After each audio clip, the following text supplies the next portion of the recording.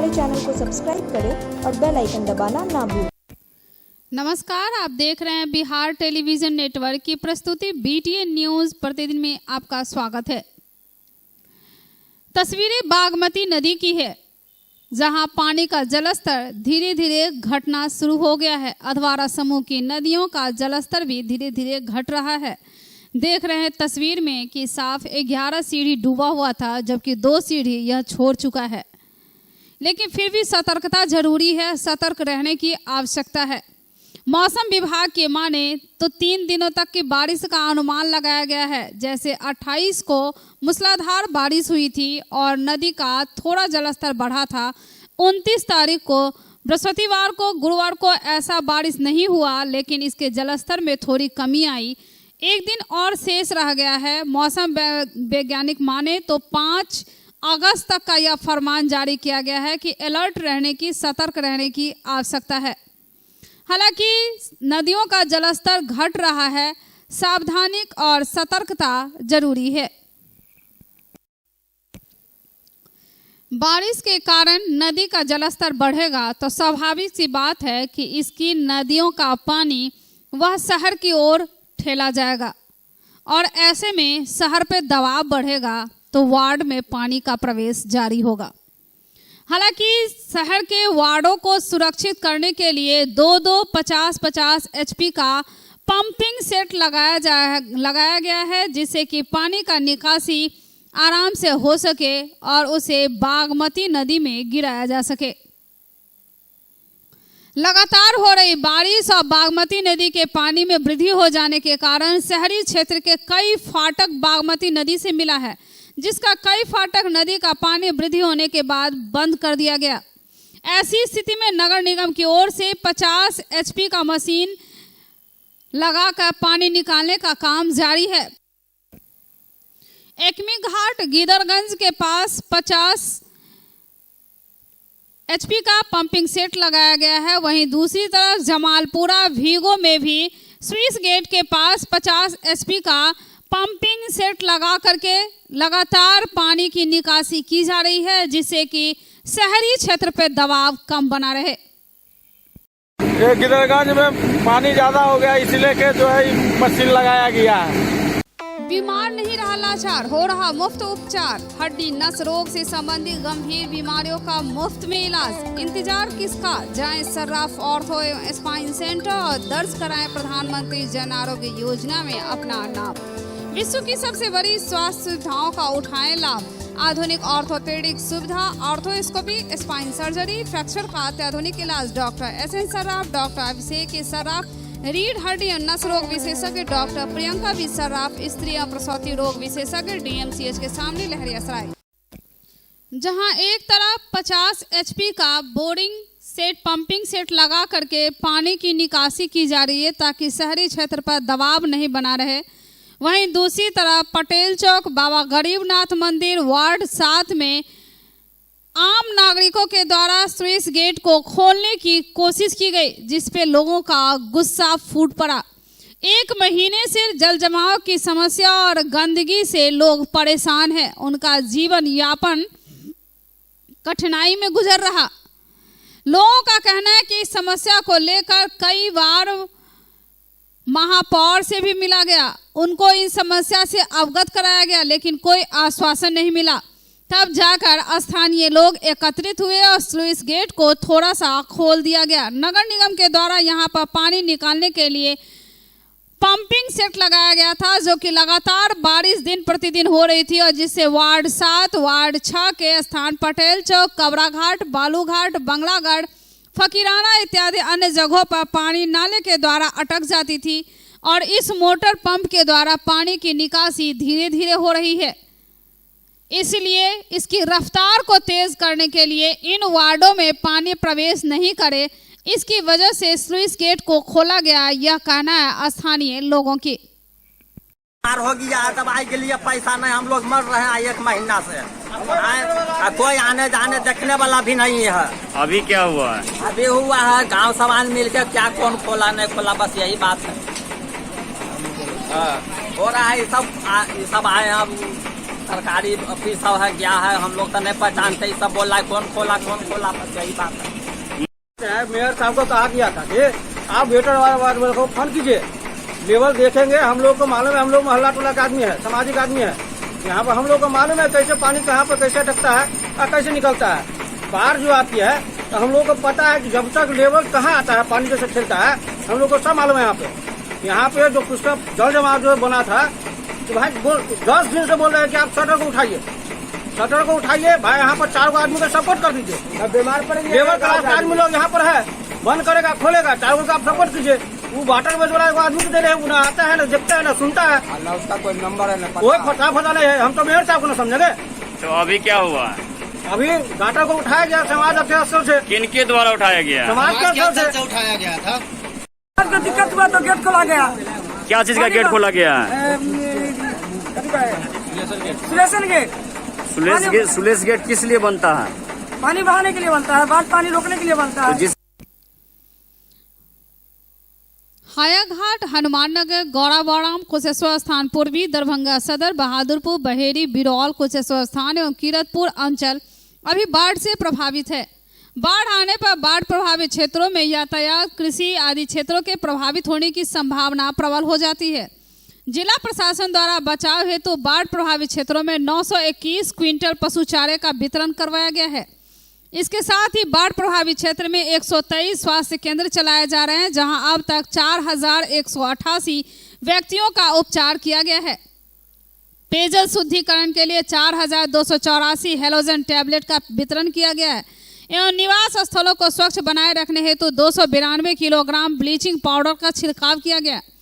बाढ़ प्रभावित क्षेत्रों में 59 स्थानों पर सामुदायिक रसोई चलाई जा रही है, जिनमें 52,797 बाढ़ प्रभावित लोगों को सुबह शाम भोजन करवाया जा रहा।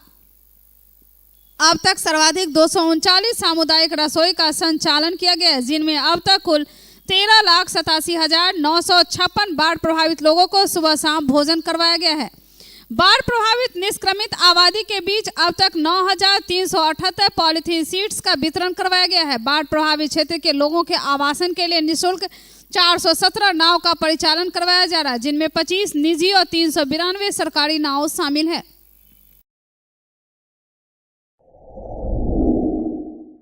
Global health care and diabetes research centre, जो बिहार में पहला अंतर्राष्ट्रीय तकनीक एवं आधुनिक सुविधाओं से लैस सुपर स्पेशलिटी डायबिटीज केंद्र है, जहां एक छत के नीचे डायबिटीज से संबंधित सारी सुविधाएं मौजूद हैं, जैसे कि diabetes heart care, diabetes eye care, diabetes neuro care, diabetes foot care, diabetes pharmacy और डायबिटीज प्रयोगशाला। पता जीसस एंड मैरी स्कूल के पास, रहमगंज, दरभंगा, बिहार।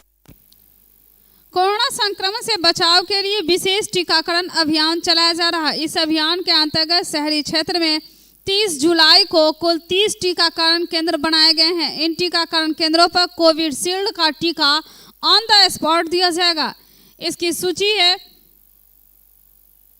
डीएमसीएच में, महाराज कामेश्वर सिंह चैरिटेबल हॉस्पिटल में, टाउन हॉल में, पुलिस लाइन हॉस्पिटल में, ताज बिशनपुर शिवधारा वार्ड नंबर 1 में, मध्य विद्यालय बीरा दरभंगा वार्ड नंबर 2 में, औद्योगिक क्षेत्र बियारडा बेला वार्ड नंबर 3 में, मुकुंदी चौधरी उच्च विद्यालय वार्ड नंबर 5 में, सरस्वती कन्या पाठशाला गुल्लवारा वार्ड नंबर 10 में, राजेंद्र प्रसाद बालिका उच्च विद्यालय जुरावन सिंह वार्ड नंबर 11 में, MTM college Kathalwadi ward number 12 में, सार्वजनिक दुर्गा मंदिर कठलवाड़ी वार्ड नंबर 13 में, प्राथमिक स्वास्थ्य केंद्र चूनाभट्टी वार्ड नंबर 14 में, मध्य विद्यालय साधुगाछी वार्ड नंबर 15 में, प्राथमिक विद्यालय जेपी चौक लक्ष्मी सागर वार्ड नंबर 16 में, Holy Cross school Donar ward number 17 में, राजकीय मुख्य बधिर स्कूल वार्ड नंबर 18 में, मध्य विद्यालय मूसासा वार्ड नंबर 20 में, मध्य विद्यालय बसंतपुर इमली घाट वार्ड नंबर 22 में, मध्य विद्यालय बाजितपुर वार्ड नंबर 23 में, मदरसा दरगाह इस्लामी पुरानी मुंसफी वार्ड नंबर 25 में, सर्वोदय उच्च विद्यालय गंगासागर वार्ड नंबर 26 में,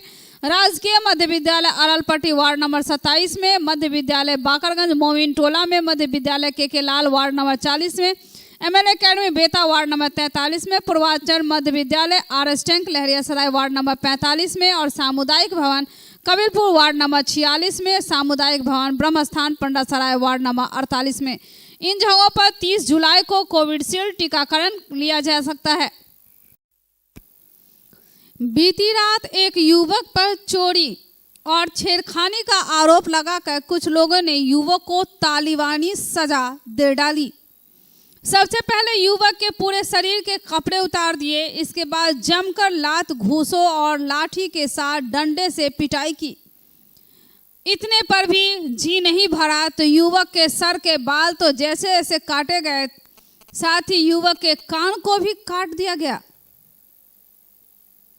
जख्मी हाल में युवक बेबस बिना तड़प कर यह सब सहता रहा, लेकिन किसी को रहम नहीं आया। बात इतने पर ही नहीं रुकी, बल्कि रात बीतने के बाद सुबह कड़ी धूप में युवक को गाय बांधने वाले खूंटे से बांध कई घंटे रखा गया। लेकिन कुछ वीडियो जैसे ही युवक का वायरल हुआ, वरीय पुलिस अधीक्षक बाबूराम ने तुरंत इसके जांच के आदेश दिए। पुलिस ने भी तत्परता दिखाते हुए न सिर्फ बंधक बने युवक को आजाद कराया, बल्कि इलाज के लिए अस्पताल भी पहुंचाया। फिलहाल पूरे मामले में कुशेश्वर स्थान थाना की पुलिस ने 6 नामजद लोगों के खिलाफ प्राथमिकी दर्ज कर आरोपी की गिरफ्तारी में लग गई है। वरीय पुलिस अधीक्षक बाबूराम ने भी घटना की पुष्टि की।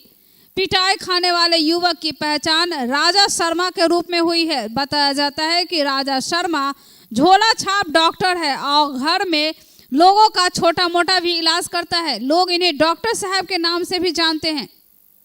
जानकारी के मुताबिक गांव के ही एक नाबालिग लड़की से डॉक्टर साहब को प्यार हो गया। दोनों अक्सर छुपते छुपाते एक दूसरे से मिला भी करते थे। कल रात नाबालिग लड़की डॉक्टर के क्लिनिक पर जैसे ही पहुंची, पीछे से कुछ लोग भी आ धमके। इसके बाद ही लड़की से छेड़खानी के आरोप के बाद पिटाई शुरू कर दी गई। हालांकि बदनामी को छुपाने के लिए बाद में डॉक्टर साहब पर चोरी का इल्जाम लगा दिया गया। हालांकि अब तक डॉक्टर के खिलाफ पुलिस में शिकायत करने की कोई नहीं पहुंचा है।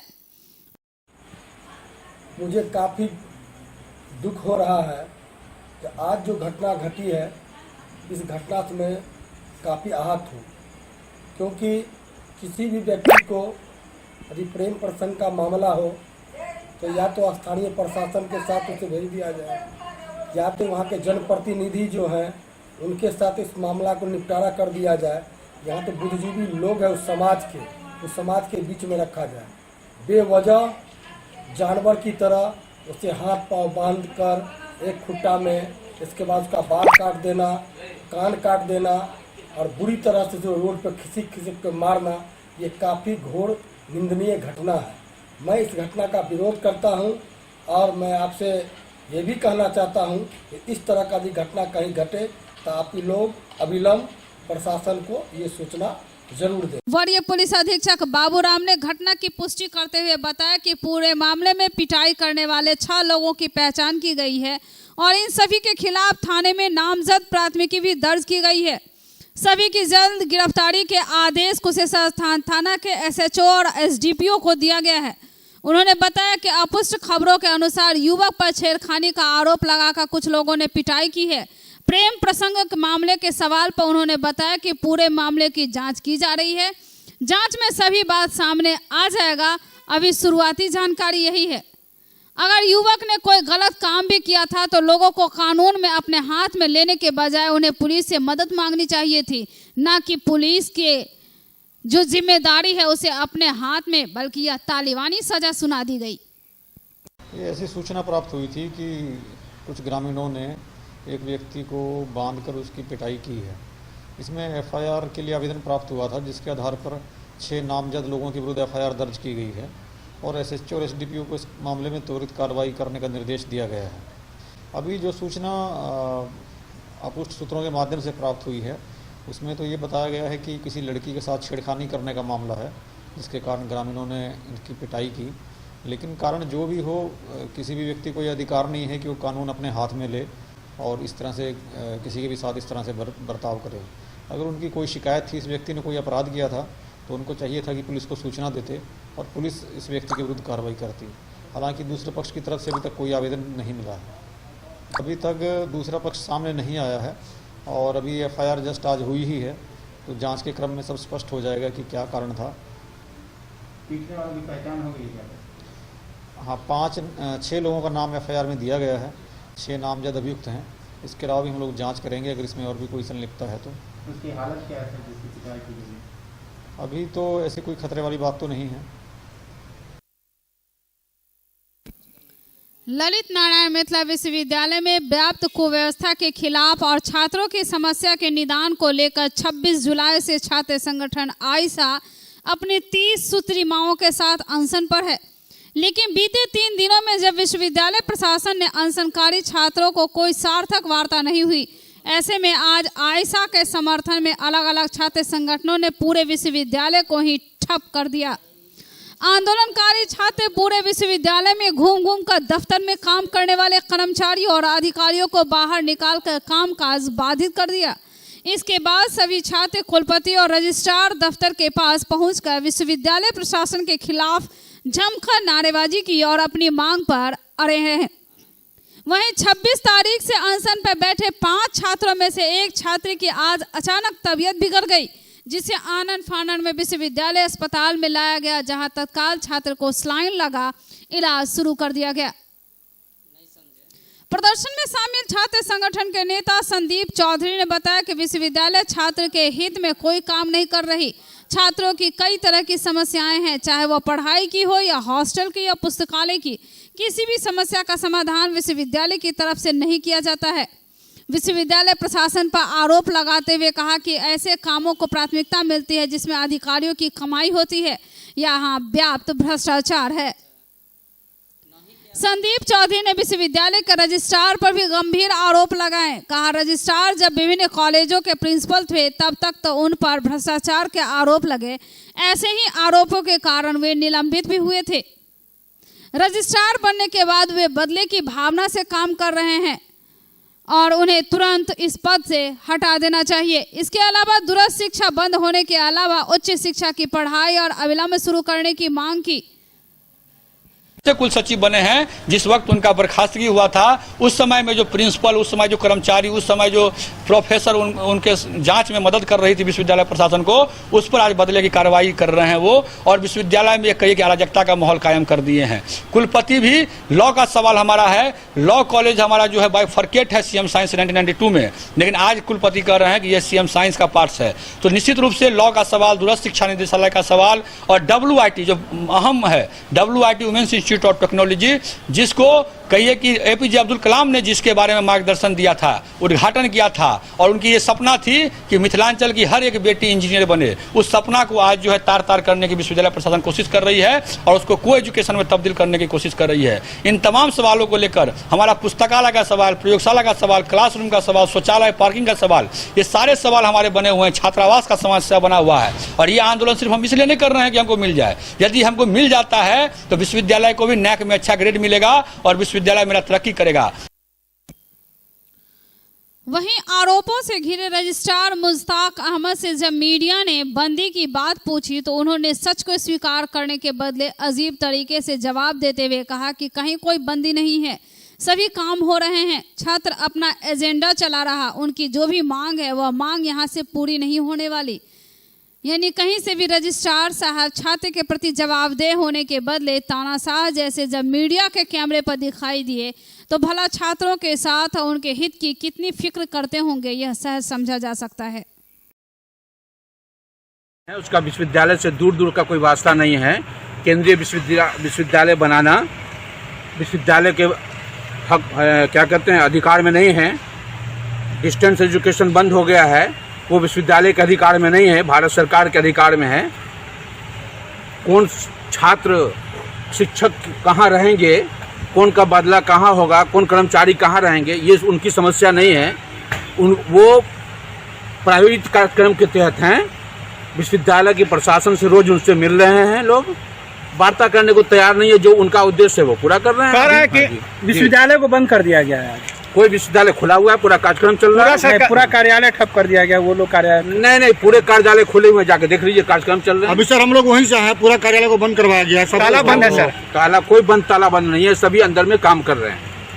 अंदर से सबों को निकाला भी गया, अभी कोई नहीं निकाला गया, सब लोग काम कर रहे हैं। तो आप कह रहे हैं सर कि छात्र जो इनका जो मांग है वो बेबुनियाद है। नहीं, बेबुनियाद की बात नहीं है।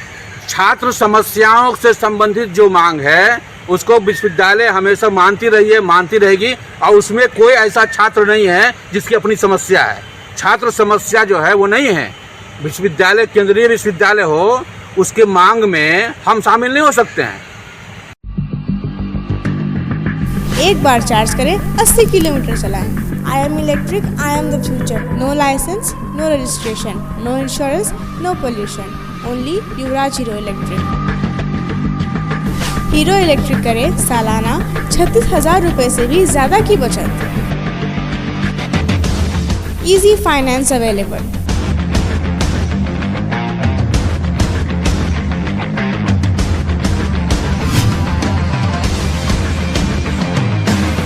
हीरो इलेक्ट्रिक की ई-बाइक 37,000 से लेकर के 96,000 तक नई नई मॉडल उपलब्ध है। एक बार अवश्य पधारें।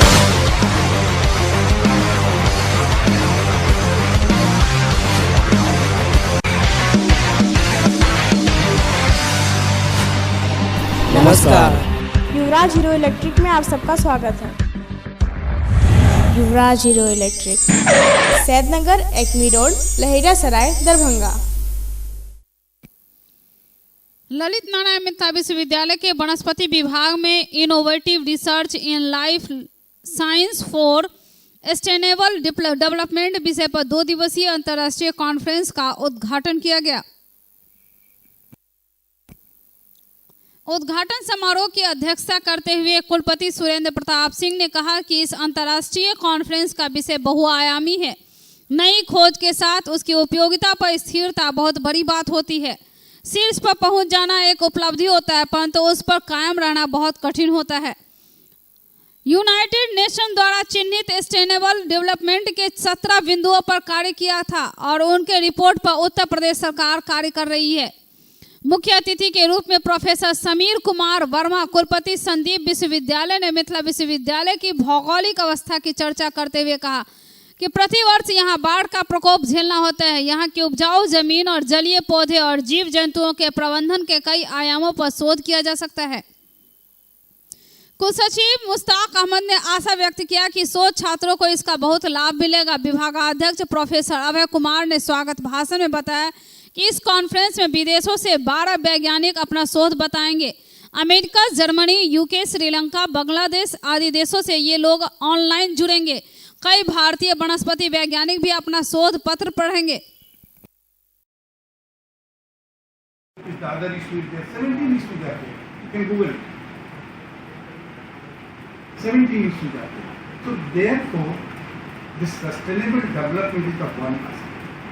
Very important aspect of each and every aspect of life. Every institution, every country has it. The other important thing is that how to get that sustainable development. So development is not for the present, it's for the future. The sustainability for the future also. And research helps achieve the future target, to prepare the future target, to prepare the fighting with the future. This research. And if the innovative research is that, the useful research is that, the innovation is that, then it gives more and more power to us to understand the things and to cope up the situation with whatever is coming before us in the coming future. So very much we are aware about the past. But what is future? We are facing with that. What is present? We are facing with present. But the more important task is to get satisfactory future, to obtain the target in the future. It's a more important task, and that comes with the fear to